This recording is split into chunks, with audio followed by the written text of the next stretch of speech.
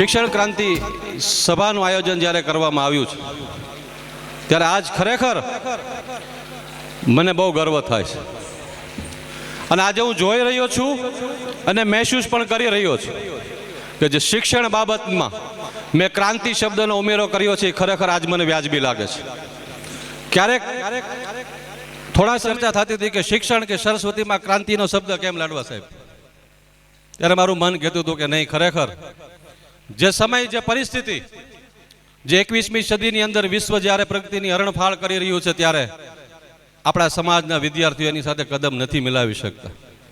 એ પૂરતી કડીઓ આપણે ઊભી કરવી છે અને હજી શિક્ષણ અને શૈક્ષણિક વ્યવસ્થામાં આપણે ઘણી મહેનત કરી અને ઘણા આગળ સારા કામો કરવાના છે. માટે આપણે પ્રથમ શરૂઆત જે ગણોના દેવ જે ગજાનંદ મહારાજ એની નાની નાની બાળા દ્વારા ગણેશ વંદનાથી શરૂઆત કરીએ અને ગણપતિ દાદાના ચરણોમાં એવી પ્રાર્થના કરીએ કે જે શિક્ષણ ક્રાંતિની આજ અમરેલી તારીખ 3/3/2019 જે નોજવાન દ્વારા જે શિક્ષણ ક્રાંતિની શરૂઆત કરવામાં આવી છે, અભિયાનની જે શરૂઆત કરવામાં આવી છે, એ આવનારા દિવસોમાં સમગ્ર ભારતમાં ઘરે ઘરે આપણા સમાજના જ્ઞાતિજન સુધી આ વાત પહોંચે અને શિક્ષણ ક્રાંતિમાં બધા સામેલ થાય અને આવનારા દિવસોની અંદર શિક્ષણ અને શૈક્ષણિક બાબતથી સારી એવી સુવિધા ઊભી થાય એવી પ્રાર્થના સાથે આપણે ગણેશ વંદના કરીએ.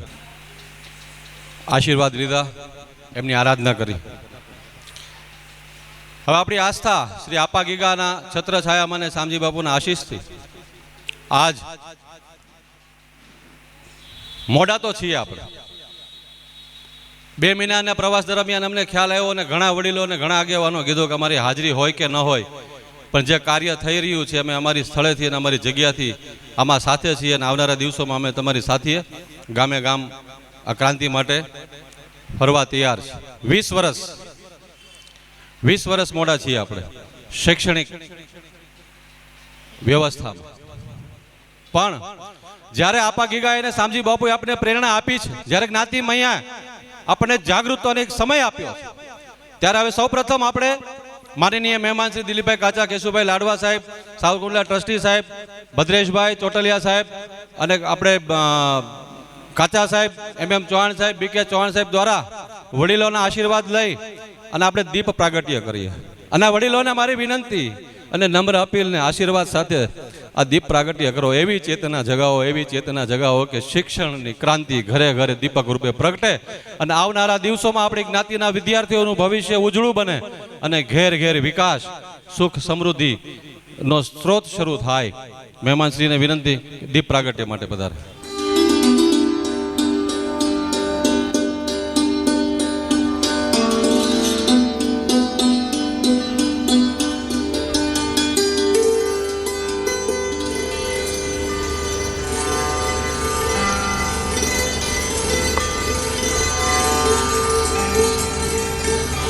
પાસે દીપ પ્રાગટ્ય રૂપે હું એ માંગુ કે જે સુસુપ્ત અવસ્થામાં શૈક્ષણિક વ્યવસ્થા જે આપણા સમાજની અંદર પડી છે એ આ દીપ પ્રાગટ્યથી એની જ્યોતિ પ્રગટ થાય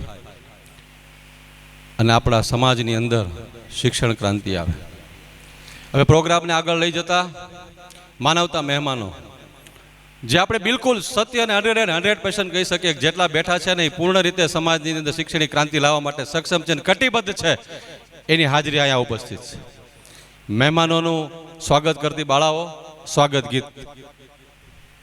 ક્રાંતિને એક જાગૃત કરવા માટે પધારેલ સર્વ મહેમાનો એકાબીજાની ઓળખાણ રૂપે તો બધાની સ્પીચનો વારો આવશે એટલે ઓળખાણ આપશે જ. અને અહીંયા બેઠા છે કોઈ પોતાની ઓળખાણને મોહતાજ નથી, બધા પરસ્પર ઓળખે જ છે.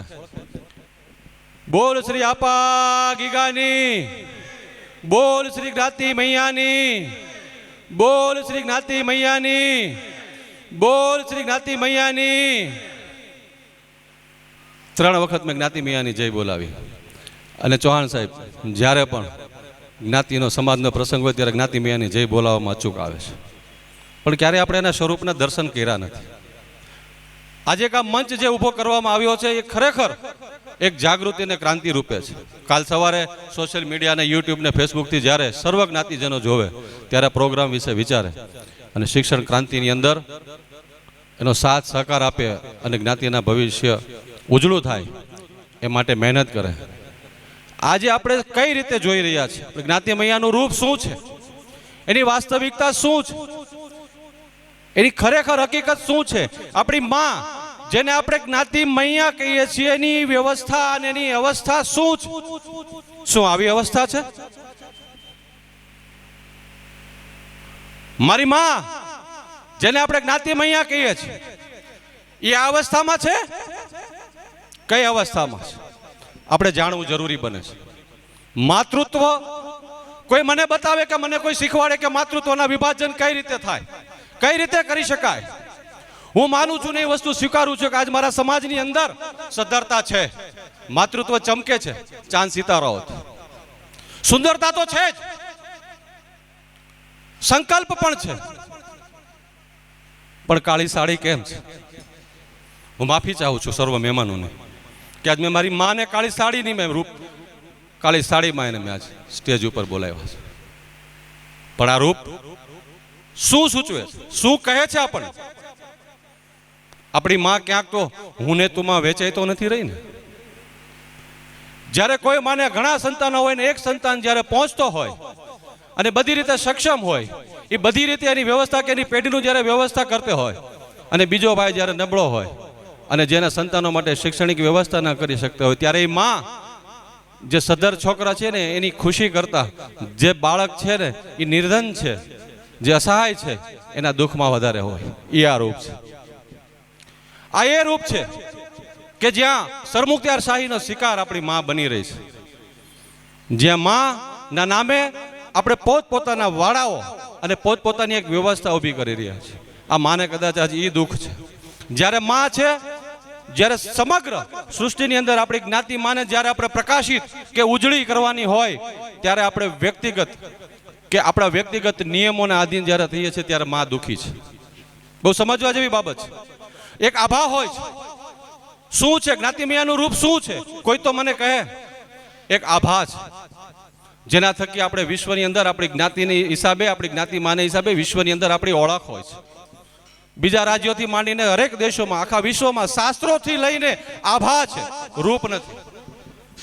એ ક્યાંક આભા આપણા હિસાબે છીનવાય તો નથી રહી. શું હોવું જોવે આપણી જ્ઞાતિ મૈયાનું રૂપ ને શું સ્વરૂપ હોવું જોઈએ? જ્યારે સમય, પરિસ્થિતિ, જ્યારે આજે ટેકનોલોજી એ અવસ્થાની અંદર પહોંચી ગઈ છે કે જ્યારે આંગળીના ટેરવે આખું વિશ્વ થઈ રહ્યું છે, ત્યારે આપણે શિક્ષણ માટેની ક્રાંતિની વાત કરવી પડે. કદાચ આ માં ને ત્યાં ઝાખપ લાગતી હશે, એટલે કદાચ કાળા સાડલામાં છે. કેવું હોવું જોવે રૂપ? આપણે કઈ આભા સુધી આપણે માને આપણે પ્રદર્શિત કરવી જોવે? આપણી જ્ઞાતિ મૈયાના જે આપણે વાતો કરી છે, જેના જયકારા કર્યા છે, એના રૂપ કેવું હોવું જોવે? એ માટેની આપણે જાગૃતિ લાવવાની છે, અને કેવું બનાવવાનું છે એના માટે આપણું જાગૃતિ લાવવાની છે. અમારું સ્વપ્ન છે, અમારી ઈચ્છા છે, અમે સંપૂર્ણપણે ગુજરાત સત્ય કળે સમાજની અંદર શૈક્ષણિક ક્રાંતિની અંદર અમારી જાતને હોમીને હરેક કક્ષાના લેવલે અમે મહેનત કરવા માટે તૈયાર છીએ. હરેક જ્ઞાતિ સમાજને, હરેક જ્ઞાતિના આગેવાન, હરેક જ્ઞાતિના દાતાઓને અમે કહીએ છીએ કે અમે કંઈ નથી કરવાના, અમે મહેનત કરી જાણીશું. તમે આગળ આવો, તમે આગળ આવો અને અમારો ઉપયોગ કરો.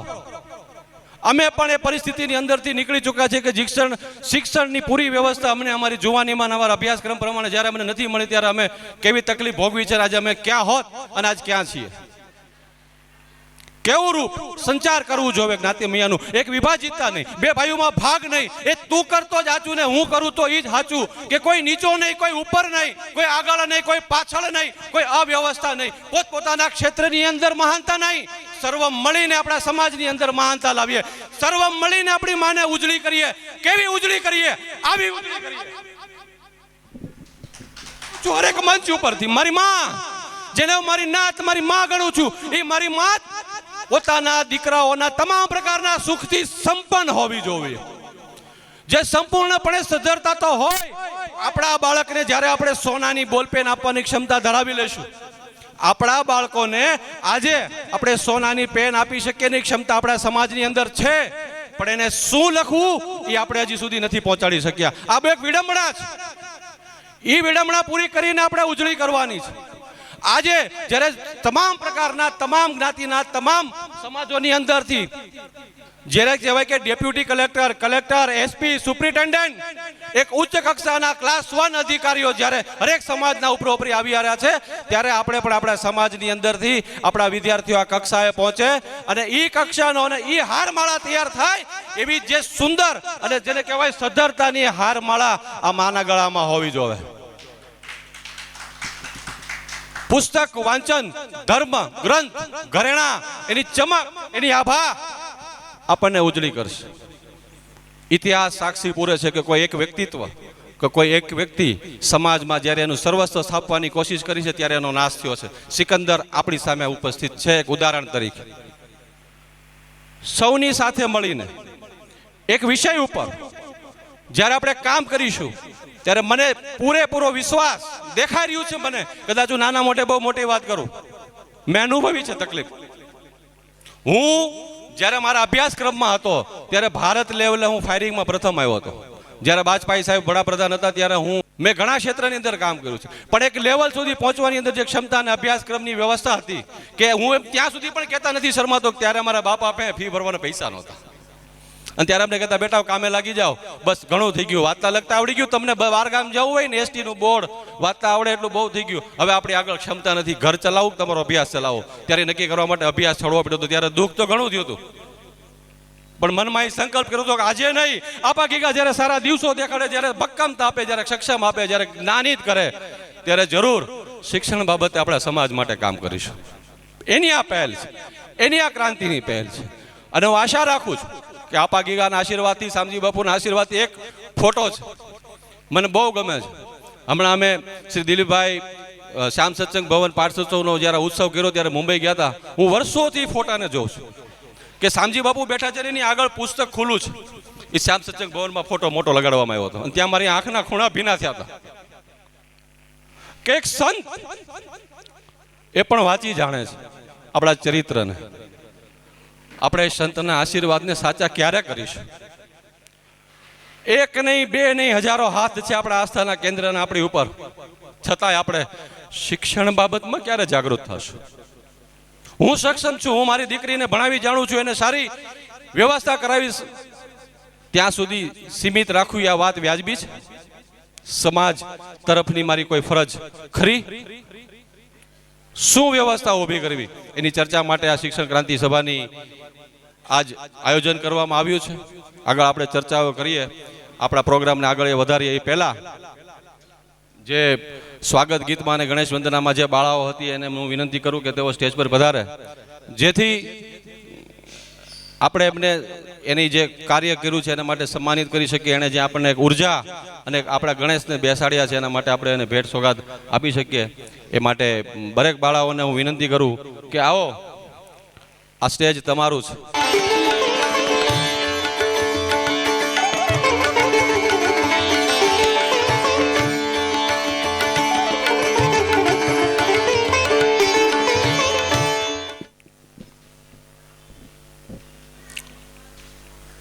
તારીખ 3/3/2019 શ્રી ગુજર સતી કડિયા સમાજ ઓલ ઇન્ડિયા શિક્ષણ ક્રાંતિ સભાની શરૂઆત અને આપણે ખૂબ સારી કરી અને હવે આગળ વધીએ.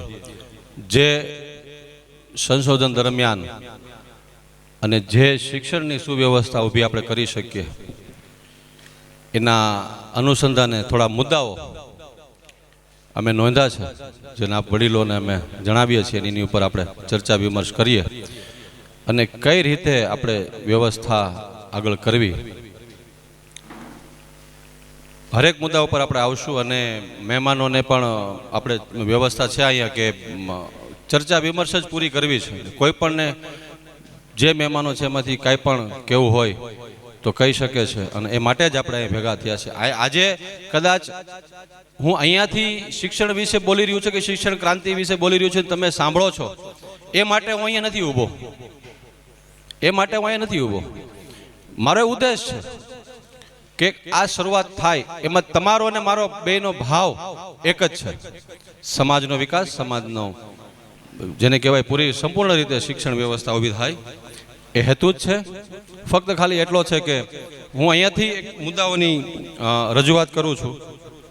શિક્ષણ થકી જ વિકાસનો માર્ગ કંડારી શકાય એમાં કોઈ બેમત નથી. શિક્ષિત લોકો અહીંયા છે અને ઘણા લોકો તો એવા છે કે એમણે શિક્ષણ કરીને જે કયા લેવલે પહોંચ્યા છે અને આ સુધી પહોંચ્યા છે એના સંઘર્ષો પણ આપણે સાંભળવાના છે અને એના મતે પણ શું જરૂરિયાત છે એ. અને હમણાં થોડા દિવસ પહેલાં શિક્ષણ બાબતમાં મારે મુંબઈ શ્રી દિલીપભાઈ કાચા કે જેઓ મુંબઈ ઓલ સમાજના પ્રમુખ છે એમની સાથે મારે વાત થઈ હતી કે દિલીપભાઈ શિક્ષણ બાબતમાં શું કરું. ત્યારે મને દિલીપભાઈ એટલા સરસ સમાચાર આપ્યા કે સુરેશભાઈ 2 કરોડનો ટાર્ગેટ છે શિક્ષણ વ્યવસ્થા માટે બધાને મદદ કરવાનો. એમાં 22 લાખ રૂપિયા તો મેં જમા કરી લીધા છે દિલીપભાઈ. આ એક વિચારો તમે કે ઈ કેટલા દિલીપભાઈના અગર કાર્યક્ષેત્ર ગણવામાં આવે તો એનું કોઈ માપ નથી. કેશુભાઈ લાડવા સાહેબ કે હું જ્યારે નાનો હતો અને સાવરકુંડલાની અંદર કેળવણી મંડળના જ્યારે ઇનામ વિતરણની સ્પર્ધા હતી ત્યારે મને સ્ટેજમાંથી મારા પપ્પાની સાથે બોલાવતા દાતા હતા એટલે ત્યારે મને મનમાં એમ ઘણું થતું કે મને આ ગમતું નથી, મને આ ફાવતું નથી, હોવું શું જોવે ખરેખર. ત્યારે મને એમ થયું કે નહીં, આવા લોકોના જો હાથ નીચે કામ કરવા મળે અને આ શિક્ષણ લેવલે જો આપણે ક્રાંતિ લાવી શકીએ અને રાત દિવસ મહેનત કરવાની જહેમત અમે ઉઠાવી એક પ્રણ કર્યું જે અમે ભાવેશભાઈ મારું છે, મુકેશભાઈ મોરી, ભરતભાઈ, હસમુખભાઈ ચાવડા, ભદ્રેશભાઈ, જયંતિભાઈ ચાવડા, મહેશભાઈ બધા એક પ્રણ લીધું કે નહીં આપણે કશું નથી કરવાનું. આજે અમારે એ જાહેર કરવું છે કે અમે અમારા સમાજના આવા સારા આગેવાનો માટે અમે સમર્પિત છીએ. કરાવી લ્યો અમારી પાસે તમારા શિક્ષણ બાબતમાં જેટલું કામ કરવા એટલું અમે સંપૂર્ણપણે સમાજને સમર્પિત છીએ. આજ એ વાત કહેતા પણ અમને ખૂબ આનંદ થાય છે અને સમાજ આનો પૂરો ફાયદો ઉઠાવે અને વહેલી તકે 20 વર્ષ પાછળ છીએ આપણે શૈક્ષણિક વ્યવસ્થામાં. વહેલી તકે સમાજ જાગૃત થાય અને વહેલી તકે સારી વ્યવસ્થા ઊભી થાય. પહેલો મુદ્દો છે આપણી જ્ઞાતિના વિદ્યાર્થીઓ એના મા બાપ પોતાની પરિસ્થિતિ પ્રમાણે વ્યવસ્થા કરી જે નાના ગામડાઓમાંથી રાજકોટ કે બરોડા, અમદાવાદ, વલ્લભ વિદ્યાનગર શહેરોમાં ભણાવે છે. ત્યાં એમને રહેવાની અને જમવાની વ્યવસ્થા એના અભ્યાસ કરતા એને ખર્ચો વધારે લાગી જાય છે. ક્યાંક ફી કરતા નહીં પણ આ ખર્ચાના હિસાબે મા બાપ એમના સંતાનોનો અભ્યાસક્રમ અટકાવી દે છે.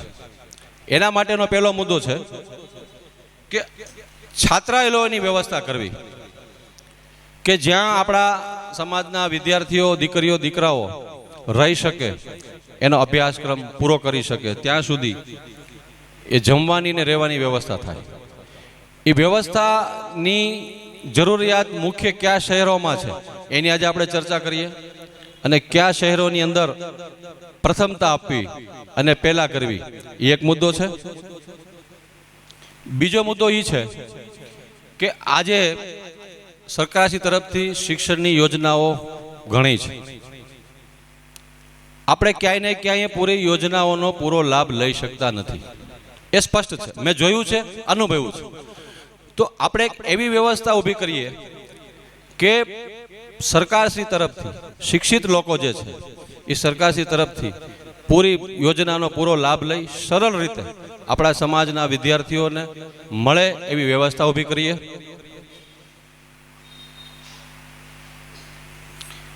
ત્રીજો મુદ્દો એ છે કે જ્યારે અમે થોડા 2 મહિના પહેલા ભાવનગર ગયા હતા, ભદ્રેશભાઈ સાથે હતા, સમૂહ લગ્નનો પ્રસંગ હતો, ત્યારે ભાવનગર સમાજ તરફથી એવું કહેવાનું કે 3 વર્ષથી અમે ભાવનગરમાં છાત્રાલય માટે સરકારશ્રી પાસેથી જમીન માગી રહ્યા છીએ પણ એનો કોઈ જવાબ મળતો નથી.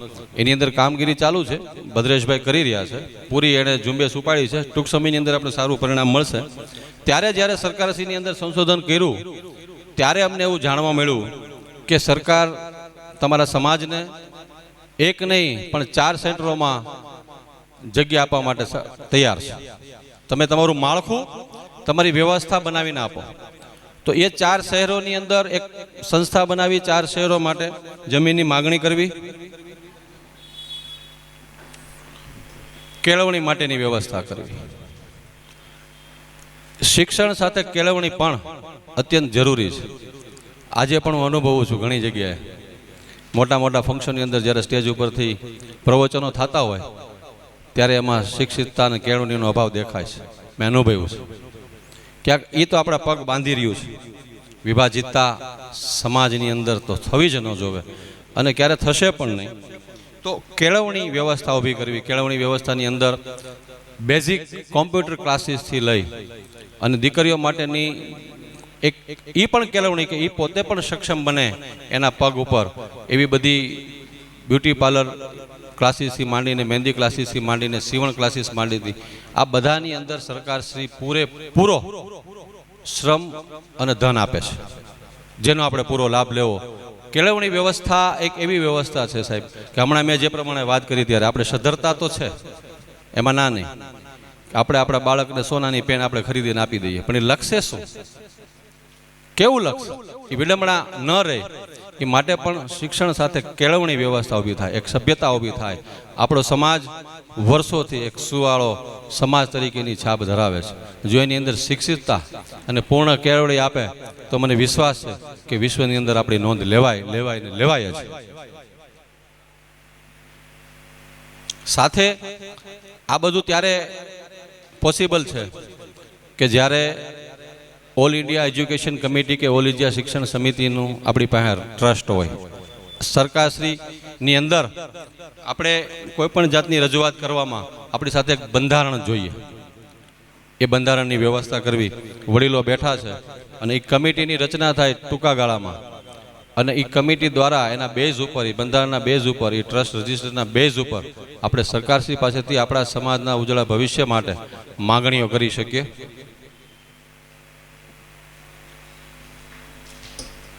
તત્કાલિક આવનારું વેકેશન ખુલે ત્યારથી એક એવી વ્યવસ્થા પણ આપણે ઊભી કરવાની કોશિશ કરીએ કે જેની અંદર ફી ન ભરાય, એના માટે આપણા વિદ્યાર્થીઓને અભ્યાસ છોડી દેવો પડે છે. એક દુઃખદ ઘટના આ પ્રવાસ દરમિયાન મારી સામે આવી છે, હું તો સહન ન કરી શક્યો કે 2 વર્ષ પહેલા આપણા સમાજની એક દીકરી 10માની અંદર 93.86% આવ્યા.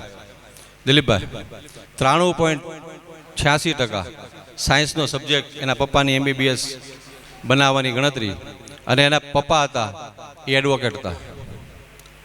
11મા ધોરણમાં આવતા અને અભ્યાસક્રમની ફી ભરવા માટે એના પપ્પાએ, જેનો રોજિંદો ધંધો હતો, એની ઓફિસ હતી, એ એમણે હેવી ડિપોઝિટમાં ભાડે આપી. હેવી ડિપોઝિટમાં ભાડે આપવા છતાં દીકરી જ્યારે 12મામાં ન પહોંચી, પહેલાં હાર્ટ એટેકથી એના પપ્પાનું મૃત્યુ થયું. ઘરના પરિવારની અંદર ભાઈ બહેન એની મમ્મી 12મું સાયન્સ પૂરું કરી અને MBBS સુધી પહોંચવા માટે એ લોકોએ 6 મહિના મહેનત કરી. ક્યાંથી એને ફીનો સહકાર ન મળ્યો. જે પણ થયું દુઃખદ છે. આવા કિસ્સાઓ ઘણા હશે, આપણે એક ઉપર ચર્ચા કરી રહ્યા છીએ. એનાથી પણ મોટી દુઃખની વાત એ છે કે આપણો સમાજ આજે જે સદ્ધરતાનો દાવો કરે છે સાહેબ, એ છોકરીની ફી 1 વર્ષથી પટેલ સમાજ ભરી રહ્યો છે. આપણે કઈ સદ્ધરતાની વાતો કરી રહ્યા છીએ? આપણે કઈ હુતાતુસીમાં છે? ક્યાં છે આપણું ધ્યાન, ક્યાં છે આપણી નજર કે જ્યારે આપણા સમાજની દીકરીને પોતાના ભવિષ્ય માટે એને પારકા પલ્લાના હાથ લંબાવવો પડે, ક્યાંય ને ક્યાંય આ ખૂચે.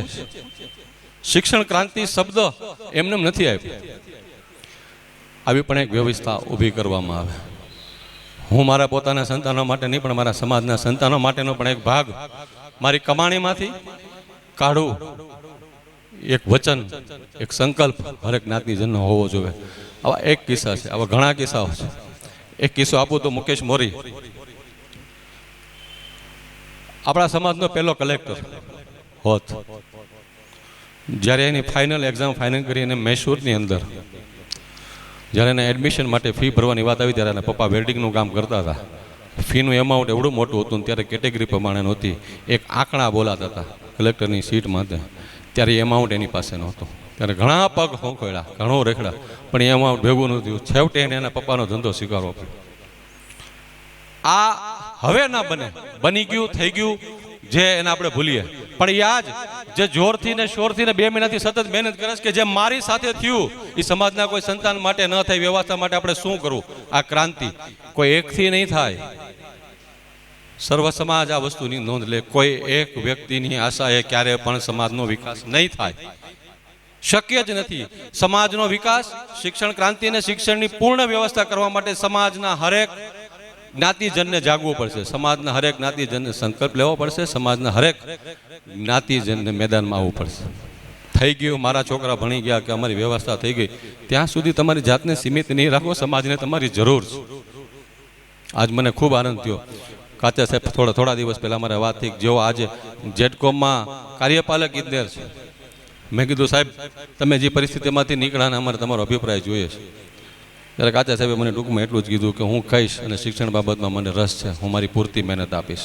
હું સમજી શકું છું ને જાણી શકું છું કે જે એ આ લેવલે પહોંચ્યા એ કેમ પહોંચ્યા છે. ક્યાંય ને ક્યાંય આપા ગીગાની જ્ઞાતિ મૈયાની દયાથી કોઈને કોઈ પરિવારના આપણા આગેવાનો જે એક સરકારી કે અર્ધ સરકારી સંસ્થામાં સારા પદવી ઉપર છે, એમને પણ આજ ક્રાંતિ સભાના અને શિક્ષણ ક્રાંતિ અભિયાનના શરૂઆતમાં મારી એમને પણ નમ્ર અપીલ છે કે જરાક પાછું જોજો. મહેર હશે તમારા ઉપર આપા ગીગાની, શામજી બાપુની, જ્ઞાતિ મૈયાની, તમારા સમાજની, ક્યાંય ને ક્યાંય તમારા વડીલોની મહેનત અને તમારા માતૃ પ્રેમ અને પિતૃ પ્રેમ કાંઈ પણ કરીને તમને જે લેવલે પહોંચાડ્યા છે, પણ જે તમે પહોંચ્યા છો હવે તમારા એ પહોંચની, તમારી એ સત્તાની, તમારી એ તાકાતની તમારા સમાજના સંતાનોને જરૂર છે. પાછું જોજો, હચવાઈને એટલા હાચવતા જાજો, કડી પૂરતા જાજો, જેનાથી જે ક્ષેત્રની અંદર જે મદદ થાય એ કરતા જાજો. અને આવો ખુલીને આવો. હા, એવા પણ વ્યક્તિઓ આપણી વચ્ચે મોજૂદ છે કે જે આ પણ કામ કરી રહ્યા છે. માટે જે સારી એવી પદવી અને જે ઉપર છે, સર્વ મારા જ્ઞાતિ વડીલોને અને એ સાહેબોને, એ ભાઈઓને વિનંતી છે કે એક હાથ પાછળ પણ રાખે કે કોઈ પકડી જાય ને કોઈનું જીવન સુધરી જાય.